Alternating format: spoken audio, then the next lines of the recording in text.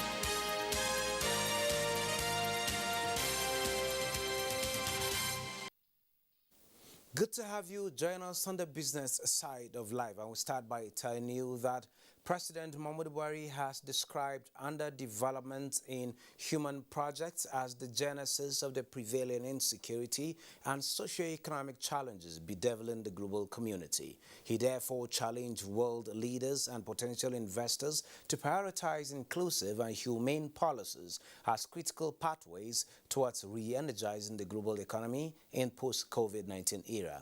This was at the 5th edition of the Future Investment Summit in Riyadh, Saudi Arabia.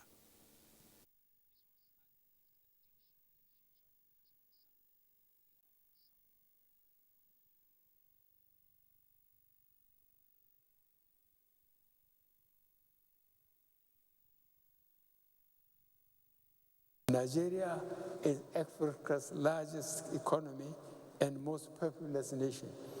Our economic reforms, which focus on humane investments, are ideal for investors looking to have profitable returns while positively impacting the citizenry. Infrastructure investment represents significant potential for investors in Nigeria.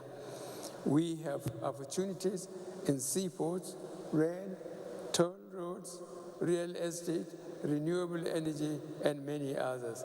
We have created several institutions that are available to co-invest with you in Nigeria.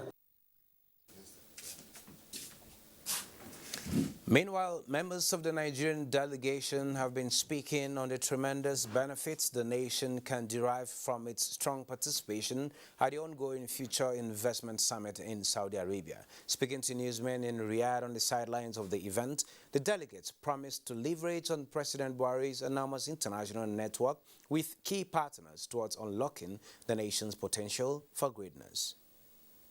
President's address, I think, will galvanize quite a lot of people that do not understand, Nigeria. Now I'm sure they will. There are opportunities and, there are a lot of potentials, in Nigeria.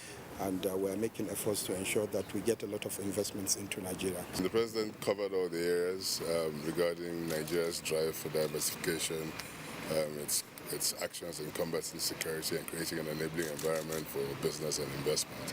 And it was a very well-received speech by the members at the conference. And Mr. President has really did market Nigeria extremely very well. Mention all the achievements of the government. Apart from that, all areas where people can go and invest in terms of solid minerals, in terms of agriculture, the population, the size of Nigeria's economy. I think Mr. President has actually done a great job. And I was quite impressed with the roll call of successes that he was able to capture and relay to the audience. Nobody builds anything alone, and perhaps the money we need to deliver on the infrastructure gap in Nigeria is not going to come from Nigeria.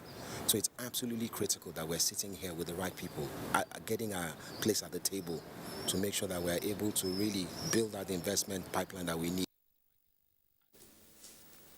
The recent launch of CBN's digital currency, the e-Naira, by President Muhammadu Buhari has continued to elicit reactions from key players in the nation's economic enterprise. Some of them including the richest black man, Aliko Dangote, who spoke to NTA News in Riyadh on the sidelines of the Future Investment Summit in Saudi Arabia. It was a great thing. Central Bank Governor has actually done very, very well, and he's doing well because of also the support he's getting from Mr. President. The more financial instruments we have to bring people into the banking world, the more we can pool capital together, the more people get services, the more people get access to credits, okay? And at the end of the day, everybody has money, some money, and all this money that is kept and is not in the banking system is not capable of being loaned to those who need it. And the whole idea is to be able to transfer money from point A to point B to point C, so everybody gets the benefit of it. And in the process, value is added and people get true benefits. Now with the e-Naira, we're expecting to get into that digital space. We believe that we'll be able to bring in a lot more funding into Nigeria very easily. And of course, that will impact every sector, not just the oil sector. In a bid to hasten industrialization of the rural economy, the Small and Medium Enterprises Agency of Nigeria, SMEDEN, under its One Local Government, One Product initiative, has so far covered 364 local government areas across the country. The signing of agreements between the agency and 6 microfinance banks from Rivers, Edo, Plateau, Kaduna, Imo, and Borno states is to aid the planned coverage of another 212 local governments in 2021, with the remaining 198 to be covered in 2022 by disbursing funds and at when due. That is going to all the 774 local governments and promoting one cooperative in each of the local governments. And by the year 2023, we will go back to the second cycle of the project. We have so far awarded some cooperatives with more funds because of their outstanding performance. SMEDEN says the benefiting cooperative groups enjoy 30% working capital as grants from the federal government, while 70% is loan to be repaid. The fierce urgency to reverse Nigeria's human development crisis was again reiterated at the 27th Nigerian Economic Summit, with panelists identifying education, health, and security as key priority areas. Nneka Oko reports that the conversation, which revolved around SDGs and the quality of life, pathways to accelerated progress, examined Nigeria's priorities for human capital development and suggested ways to improve the trend.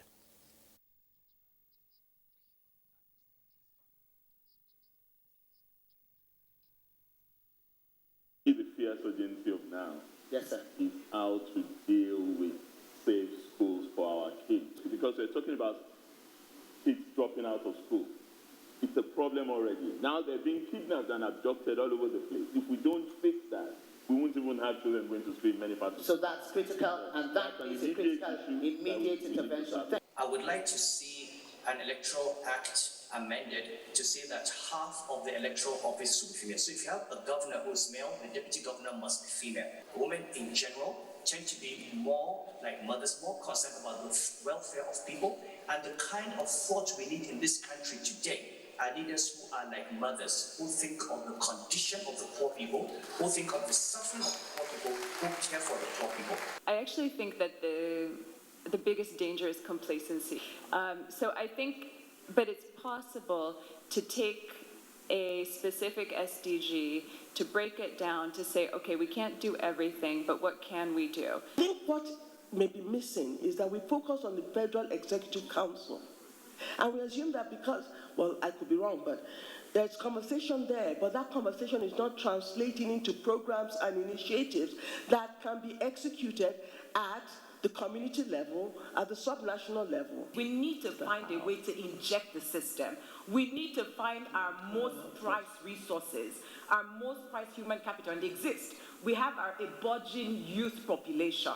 They're graduating every year. How can we channel the energies of these individuals into these various systems? How do we get our most dynamic young Nigerians to fix the issue around academic achievement? The federal government is assuring Nigerians that it is committed to repaying debts in line with the country's debt management strategy. At the close of the 27th Nigerian Economic Summit, Minister of Finance, Budget and National Planning assured that the borrowings are in line with the nation's socio-economic demands. Leah Katung Babatunde completes the story. Nigerian Economic Summit is the largest gathering of key stakeholders in the country to deliberate on issues confronting Nigerians. This edition centered around 5 thematic areas: high and sustainable growth, quality of life, national security, political economy, and digital transformation. It was a hybrid engagement occasioned by the coronavirus pandemic, and at the end, it was time for the Joint Planning Committee of the 27th Nigerian Economic Summit to meet the press. So the borrowing is carefully planned, is carefully calibrated that we're able to meet the debt service obligations when they fall due. Focusing on human capital development, especially the girl child, the committee agrees government requires the active collaboration of all to address the shortfalls in education, hence the need to holistically pursue the Safe School initiative.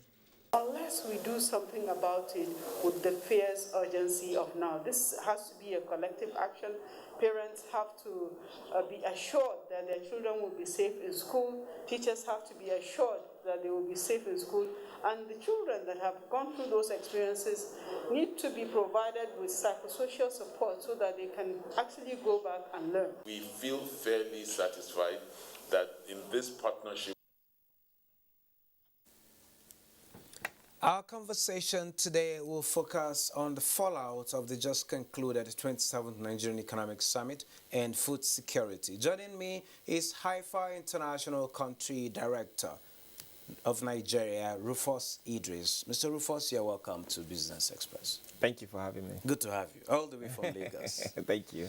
Well, the 27th edition of the Nigerian Economic Summit has just ended. What are the positive takeaways? The positive takeaway from the summit this year is coming back on the drawing board and see what has been achieved, what we've done, and where we are as a nation, and how do we take that forward. Looking at the SDGs, for instance, where are we with the SDGs, what has been achieved, what has worked, what has not worked, and also the good fallout from that as well is realizing the fact that the public and private sector have to come and work together. I mean, it's been more like the public and private sector competing over the while, but now we see all hands must be on deck, and we must all work together to move forward. And also, a fallout as well from that summit is that we need to act now. The fierce urgency of now, we need to act now. And we look at some sectors that we feel have some promising potential for Nigeria, like the agricultural sector. Okay, talking about acting now, first for Nigeria and the world was the MDGs. Nigeria, we made appreciable progress, but we didn't get there. Now that it is the SDGs, what is the fierce urgency for you now, looking at those sectors? The fierce urgency for me, for now, it's how do we feed ourselves as a nation? It's about food, and food also attached strongly with poverty. Nigeria, you can agree with me that we currently stand at more than 200 million people, and we're projected to be at about 400 million people or more by 2050. We need to be able to feed ourselves as a country. An average Nigerian today spends about 56.5% of their entire income on food, but we continue to import heavily. We're not at that point yet where we can grow to meet our local demand, and we need to wrap that up quickly. Get more people involved in agriculture, get those that are in agriculture to increase their productivity, How, how do we get to increase this productivity? Because a whole lot of Nigerians are into farming. I'm a civil servant. I do subsistent farming. I'm sure you do farming, possibly on the large scale because of your areas of concentration and all of that. How can we harness the potentials and bring out this productivity for us to attain that food sufficiency we so desire to drive away hunger and poverty? Very good question. For us to bring this to the scale that we need to apply this, first of all, how do we help farmers increase their yield per hectare? Nigeria, for instance, in the rice value chain, we're not doing too well. A 2 ton per hectare yield compared to Egypt that have a 9.5 tons per hectare yield. We're still far behind. How do we help farmers to embrace more access to quality input? How do we support farmers as well to embrace good agronomic practices that can help them increase their yield? How do we also tackle the issue of infrastructure? Mechanization is a big problem. We cannot continue to farm through the subsistence way that we used to farm and expect to compete on a global scale. Our agricultural sector cannot compete with other countries. We need to bring in mechanization and address the infrastructural constraint that's hampering our agricultural sector from competing and from being viable like we have in other countries that are really tackling the issue of food and agriculture as well. Okay, some of the talking points at the summit is centered on our leaders taking unpopular decisions that will get this country on the right track. Is that actually what we need for this recovery, and how should our leaders go about that?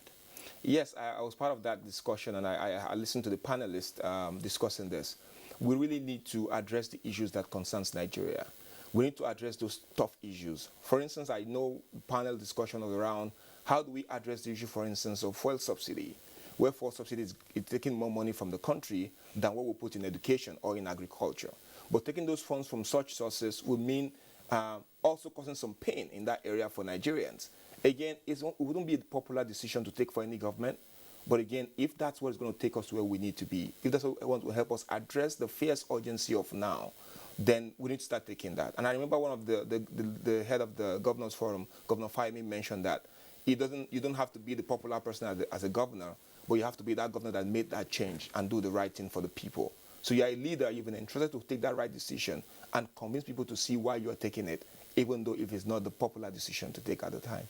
Okay, talking about taking the right decision, there has been this talk about digitization of all processes. You talk about employing technology to increase productivity in agriculture. There is also need for digitization of all processes to bring in efficiency in the way we do our personal businesses as well as government businesses. How would you describe this process so far, and is it helping our economy grow?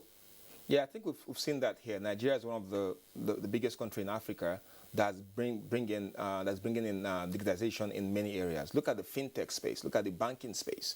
So that has been transformed over the years through digitization. So how do we get more of this to also be mirrored in other value chain, other sectors that are currently not being mirrored? In agriculture, for instance, this can help a lot of smallholder farmers streamline their process, streamline their businesses, access more financing, access market through this kind of process as well. I think this is the area that I think we should be going. And also looking at the fact that one of the largest part of our population is young people, and they're out there creating a lot of interesting and creative, innovative things that we need to embrace when it comes to digitization as well to help our economy grow. I think it's a way for us to go. As any country, we have to leverage technology to achieve the kind of scale and to improve our productivity as well across board for all sectors that we're talking about that we want right as a nation as well. The federal government is looking to take 100 million Nigerians out of poverty. How do you think, what strategies do you think need to be put in place to attain this humongous feat? I think one thing to address here, and we talked about at the summit, is that, for instance, the former Prime Minister of Ethiopia mentioned that Nigeria has been talking about fighting poverty for a very long time. A lot has been done. Government have done a lot of work, donor agencies, development organizations, but we're not seeing so much of the impact. But I think we have to go back to a data-driven strategy where we identify in each local government, in each community, what is the living income benchmark in that community? What's the cost of housing? What's the cost of water? What's the cost of food? So you know that in this community, we need to create some kind of opportunity, either businesses or jobs, that can help that family attain or go past that benchmark. Otherwise, just giving incentives, doing empowerment programs, we don't even know if the empowerment program is taking them out of poverty or just keeping them in poverty until the program ends and they're back in poverty. So it's not a blame game on the government. Everybody have a role to play here. The private sector, the government, donor agencies, let's realistically do projects or programs that actually hit the issue and help people go out of poverty and not just the lip service sometimes. You mentioned the blame game, and that's one of the issues raised at the meeting, where private sector, people say, okay, it's a private sector thing, some will say it's a public sector thing. Don't you think it's high time for the private and public sector actually put resources together to ensure that issues surrounding security, quality of life, sustained growth and political economy is achieved with these two giants putting resources together, putting minds together to ensure that not just a talk shop, that recommendations at the end of this conference are implemented? Thank you so much, and I agree with you. Yes, public-private sector need to come together. The blame game is not the issue now. How do we jointly work together to move this forward? The private sector will be a big driver, but also the government can now create more enabling environment for the private sector to thrive so they can do what they need to do as private sector. But at the same time, private sector must also support the government to make most of these things happen. So the government, it's not just out there, private sector to checkmate the government, what the government is not doing. The government can also checkmate and see what the private sector doing, what are other community support groups doing as well to help enhance and move things forward. So I think it's time for both hands to be on deck. If we must move as a nation, government looking more into enabling environment for the businesses to thrive, business also trying to see how to help government solve issues, especially issues that boils around security, quality of life, and also our safety going forward. That's the reason, that's even the main theme of this conference, the fierce urgency of now, for all hands to be on deck so we can jointly move our country and people out of poverty, we can address security issues, we can fix our economy, and we can get better quality of life for everyone. Mr. Rufus Idris, Country Director, Hectare International, thank you so very much for sharing your thoughts with us at this point in time. Thank you so much. Thank you. Let's take a trip to the commodities market.